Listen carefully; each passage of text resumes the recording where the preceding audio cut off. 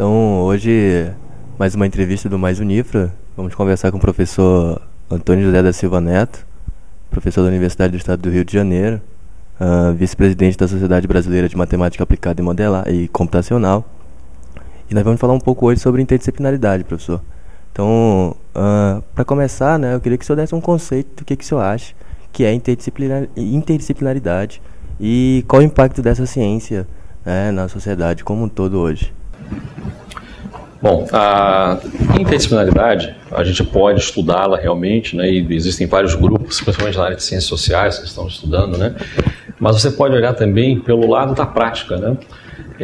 Vou dar um exemplo concreto. No Brasil, em 99, né, nós tínhamos 46 programas de pós-graduação que eles eram avaliados pelos comitês disciplinares da CAPES, né. Aí havia uma dificuldade de entendimento do conteúdo, eles não se encaixavam exatamente naqueles grupos, né, que já estavam estabelecidos com suas práticas, suas ferramentas, seu modo de avaliação, né.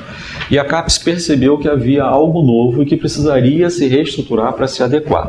De fato, isso era só um sintoma do que está acontecendo no mundo inteiro com relação a novas áreas, novos problemas, problemas mais complexos, né, que precisam ser abordados, que as suas disciplinas originais, né, elas continuam trabalhando muito bem, mas elas já não conseguiam mais dar conta.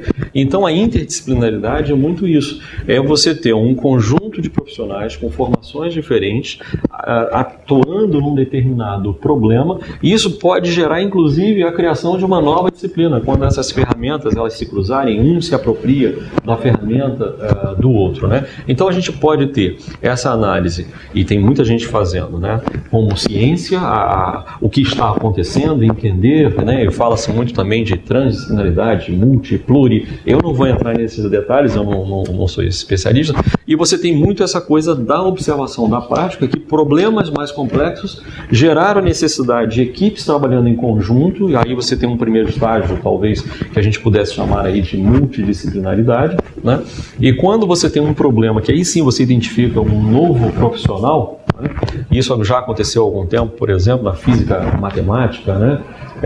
Você tem também a biofísica, que também por si já está estabelecida. Você forma um novo profissional, onde profissionais com origens diversas começam a se apropriar uns das ferramentas dos outros, incorporam aquilo e geram então um novo profissional. Eu estou olhando mais uma vez aqui do ponto de vista da CAPES, né, da avaliação dos programas de pós-graduação, mas refletindo um pouco como a pesquisa caminha, e o Brasil não é diferente do que está acontecendo no resto do mundo, né? Isso, e assim, como a gente pode, uma visão sua de como a gente pode relacionar isso com a nanotecnologia hoje, com a nanociências, né, com um profissional formado nessa área? Essa é uma ótima pergunta.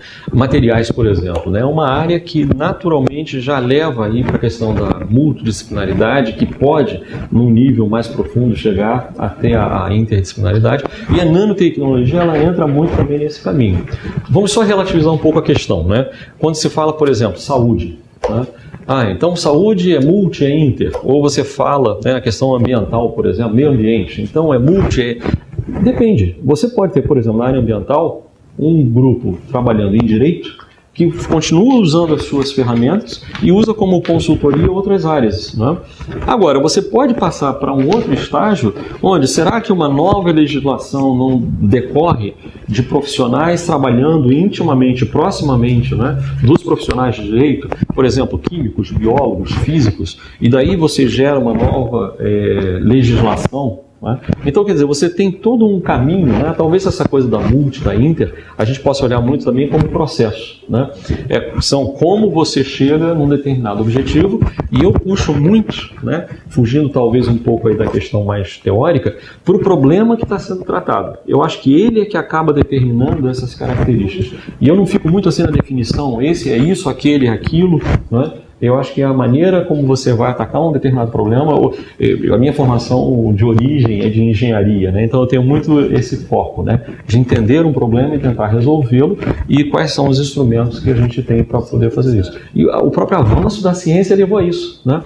A humanidade ela começa a lidar com problemas mais complexos, e uma coisa que eu estava refletindo outro dia, imagina você na caverna e começa a ter lá uma chuva, um temporal, um deslizamento, você não entende o que está acontecendo. Você vai ter que recorrer a coisas que você não conhece, né? Fica muito no imaginário. Se você olhar, a gente hoje está um pouco passando por esse processo. Quando nós mesmos causamos, né, muitas vezes, talvez não só, né, mas nós também temos uma parcela e causamos certas mudanças, hoje existe uma certa perplexidade, não é? Olha, por onde eu vou? Como é que eu resolvo esse problema? Na realidade é isso. E você começa a se instrumentalizar. Claro que hoje nós estamos num estágio muito diferente daquele das cavernas. Nós temos todo um conjunto de ciência aí já estabelecido e a gente parte então para o próximo patamar. Então eu vejo muito essa coisa multi-inter, até como esse processo que nós fomos trazidos, inclusive, até pelo próprio avanço da ciência e da tecnologia, né? Então, a gente hoje não está deixando de ser disciplinar, está começando a ser, a tentar pelo menos ter uma formação mais interdisciplinar para tentar entender esses problemas de forma mais ampla, né, como profissional. Perfeitamente. Eu acho o seguinte, as disciplinas elas vão continuar existindo e estão trabalhando muito bem por muito tempo e vão continuar contribuindo, né? Só que agora surgem problemas nas fronteiras entre elas, é esse o dilema que a gente está resolvendo. E aí, há hoje, eu acredito, há uma intenção, pelo menos de um grupo de pesquisadores, né, de pensadores, de cientistas, em entender o que o outro está falando, porque ele percebe que aí ele consegue avançar mais na solução daquele problema particular. Na área disciplinar, você pode aprofundar mais ainda, usando os seus instrumentos já estabelecidos, ou criando novos instrumentos ali dentro, né? Mas existe já um grupo percebendo, poxa, se eu me associar com aquele grupo, eu vou poder resolver um problema que está hoje aqui na minha frente, pode ser na área de saúde, pode ser na área ambiental, pode ser numa área de desenvolvimento de novos materiais, onde há novos medicamentos, por exemplo, né, que a nano entra muito fortemente, né, dentro desse contexto. Então, eu acho que existe sim a intenção do diálogo e dessa troca. As ferramentas computacionais, por exemplo, né, permitiram muito isso. Você hoje consegue projetar um medicamento, né, antes de fabricá-lo, que é muito caro, né, você consegue projetar. Aí você vê a coisa da ferramenta matemática, da ferramenta computacional, né, em que você pode agregar áreas, por exemplo, como biologia, como química, como física, hoje essa coisa das ciências ambientais, né? Então eu acho que é uma coisa muito, muito rica. Na CAPES foi criada essa comissão, né, multidisciplinar lá em 99 para poder avaliar esses programas de pós-graduação, como eu falava no início, né? Nós tínhamos aí 46 programas no país. Eu não participei daquele processo, falo nós porque eu já estou dentro do grupo, mas então existiam 46 programas de pós-graduação que não eram avaliados adequadamente, então foi criada uma nova área.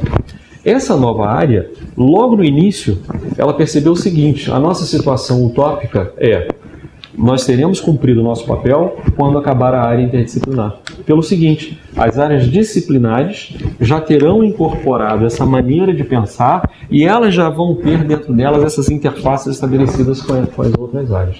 Enquanto isso não acontece, continua existindo essa área interdisciplinar que, inclusive, a CAPES tem muito um papel indutor, né? Tudo que ela diz, tudo que ela escreve, todos os documentos que ela coloca, acabam sendo usados, né, como referência pela comunidade de pesquisadores, aqueles que atuam no programa de pós-graduação. E da criação, isso levou a um enorme número de proposições de novos programas. Instituições, por exemplo, que estavam iniciando, que não tinham densidade suficiente nas áreas disciplinares, começaram a agrupar grupos até competentes, bem formados, bem qualificados, mas que nas suas áreas disciplinares não conseguiam fazer um programa disciplinar. Elas viram um espaço também para atuar, né? Então houve um crescimento muito grande, né, do número de programas que são avaliados, de cursos, né? Hoje já são quase 300, daqueles 46, né, que nós tínhamos lá em 99. A cada ano chegam mais de 100 propostas, né, de programas novos de pós-graduação e são aprovados mais ou menos 25 a 30 programas. O que a gente percebe é o seguinte: talvez não se chegue na situação utópica, mas a gente já começa a perceber certos grupos que podem gerar uma nova área e está praticamente fazendo aquele papel de incubadora, um papel de spin-off, né, que você gera então uma nova área, e isso a gente já percebe, que já está acontecendo. 10 anos é um período muito curto de história, mas a gente já percebe alguns grupos dentro da área interdisciplinar da CAPES que começam a ter uma estrutura que permita a criação de uma nova área, né? E assim, se eu falo desses programas interdisciplinares, existem muitas propostas que fogem um pouco desse foco interdisciplinar, por exemplo, confundem os conceitos de interdisciplinaridade com multidisciplinaridade, por exemplo. Sim. Olha, eu acho o seguinte, eu acho que existe o espaço para multidisciplinaridade, tem que existir. né? Não é só assim, agora todos seremos interdisciplinares e, portanto, o resto não existe mais. Eu não acho isso correto. As áreas disciplinares continuam trabalhando muito bem, né? Talvez algumas, não sei, por obsolescência, né, não estejam mais recebendo propostas novas, não sei, pode ser até que algumas acabem se extinguindo, mas outras continuam com muito vigor e elas continuam atuando muito bem. Você vai continuar tendo a questão da disciplinaridade, tá? Eu acho que estão trabalhando muito bem em muitas áreas e vão continuar trabalhando. Eu acho que existe o espaço, né, da multidisciplinaridade. Por exemplo, agora era isso que eu queria trazer, né, a computação aplicada, né? A computação aplicada, ela não necessariamente precisa ser interdisciplinar. Ou seja, você não pode também colocar aquela coisa, agora todos seremos interdisciplinares. Isso não é verdade, não é? Tá? Eu volto naquela questão do problema. Existem problemas que vão exigir a atuação dessa forma, né? Agora, existem outros problemas que você pode muito bem atacar de forma multidisciplinar. A computação aplicada, por exemplo, né, a modelagem computacional, é uma área que pode ser transversal a quase qualquer área. Você pode estar atuando na área de saúde, você pode estar atuando na área de química, de física, de modelos climáticos, né? Então, eu acho que existe espaço para todos. Não é que agora todos serão interdisciplinares, né? Então, vamos agradecer a sua presença, professor, na entrevista esclarecedora, né? Dá para a gente perceber muito bem a diferença entre os conceitos, né? O que é cada coisa. Espero que essa entrevista sirva para outras pessoas, né, que vão assistir o Mais Unifra, e que a gente possa entender e diferenciar essas coisas e aprender um pouco mais. Obrigado, professor. Bom, eu que agradeço, Igor. Agradeço aqui a Unifra, né, pelo convite, a professora Solange, né, que é a pró-reitora. Eu tenho aqui também grandes amigos, né, as professoras Vanilde e Eleni, por exemplo, vêm lá da área de matemática, são pessoas que eu conheço há algum tempo. Tive a oportunidade de visitar, né, aqui a instituição pela CAPES, eu vi a seriedade com que vocês fazem o trabalho. O programa de pós-graduação, né, em nanociências, ele está sendo muito bem avaliado. Eu acho que ainda existe aí um caminho bom, né, para que vocês possam crescer bastante. Não sou o melhor especialista na teoria de multi ou de interdisciplinaridade. O que eu falei foi muito em cima da nossa prática, né, lá junto à CAPES, também uma janela de observação, né, que eu tenho aí nos últimos anos. Mas, repito, eu acho que isso é um processo. Na realidade, ninguém tem uma fórmula mágica, né? Agora, fica uma mensagem que é o seguinte: existe uma publicação recente sobre interdisciplinaridade, né? O editor principal é o professor Arlindo Felipe, da USP. Ele foi o coordenador de área da CAPES, né, no último triênio. Nós temos agora um novo coordenador, que é o professor Pedro Pastucci, da Biofísica da UFRJ, né? E a CAPES, ela tem um conjunto, além dessa publicação desse livro, né, que eu acho que aqueles interessados, né, podem olhar, porque esse livro tem uma parte teórica, tem uma parte das práticas dos programas de pós-graduação, e existe uma terceira parte, onde a própria comissão de avaliação da CAPES coloca as suas observações, né, ao longo desse período, desde a criação, né, até os dias atuais. É uma literatura rica para quem quer entender um pouco mais, tanto na prática quanto na teoria, e como é o processo de avaliação. E também a CAPES tem um conjunto de documentos que são colocados na página. A CAPES vem trabalhando cada vez mais, com mais transparência. Então, caso você queira entender um pouco melhor, né, o que é a interdisciplinaridade, a multidisciplinaridade, busque essa literatura. Você, agora há pouco, você fez a pergunta sobre os problemas das propostas que são colocadas, né? Uma coisa que a gente observa muito, a gente tem recebido mais de 100 propostas por ano, né? É que as pessoas ainda estão confundindo, isso está melhorando ao longo do tempo, mas, por exemplo, não é pegar recortes disjuntos de áreas disciplinares e tentar juntar sem ter uma ligação clara entre elas. Isso não caracteriza um programa multi ou um programa interdisciplinar.